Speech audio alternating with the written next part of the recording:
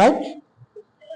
దుష్టులు మరణమునందుడి చేత నాకేమాత్రమైన సంతోషము కలుగునా వారు తమ ప్రవర్తనను దిద్దుకొని బ్రతుకుటియే నాకు సంతోషము.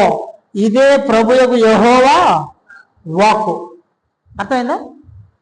నేను తప్పు చెప్పానా? సొంతంగా చెప్పానా? ఫస్ట్ చెప్పి మీకు రెఫరెన్స్ చూపిస్తున్నాను. అంటే దేవుని వాక్యం నా హృదయంలో ఉంది కాబట్టి ఫస్ట్ నేను రెఫరెన్స్ చెప్తున్నాను, తర్వాత చూపిస్తున్నాను అనే కదా, సొంతం ఏం చెప్పట్లేదుగా. రైట్. కింద చూడండి, అలాగే పదే పదే అదే మాట చెప్తున్నాడు.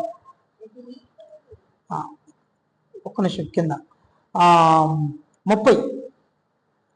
కాబట్టి ఇశ్రాయేలులారా, యవన ప్రవర్తనను బట్టి వానికి శిక్ష విధించును. మనసు త్రిప్పుకొని మీ అతిక్రమములో మీకు శిక్షా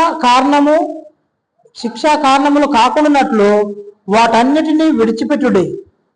మీరు జరిగించిన అక్రమ క్రియలన్నిటినీ విడిచి నూతన హృదయమును నూతన బుద్ధియు తెచ్చుకొనుడి. ఇశ్రాయేలులారా, మీరు ఎందుకు మరణమునందురు? ఇదే ప్రభువగు యెహోవా వాక్కు. మరణము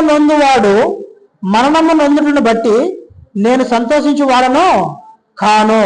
కావున మీరు మనసు త్రిప్పుకొనుడి, అప్పుడు మీరు బ్రతుకుదురు. ఇదే ప్రభువగు యెహోవా వాక్కు. అర్థమైందండి? యేసుక్రీస్తు పిల్లలను చంపడాలో ఆనందించేవాడా, సంతోషించేవాడా? కాదు. వెనక్కి వచ్చేద్దరండి మళ్ళా. మార్క్స్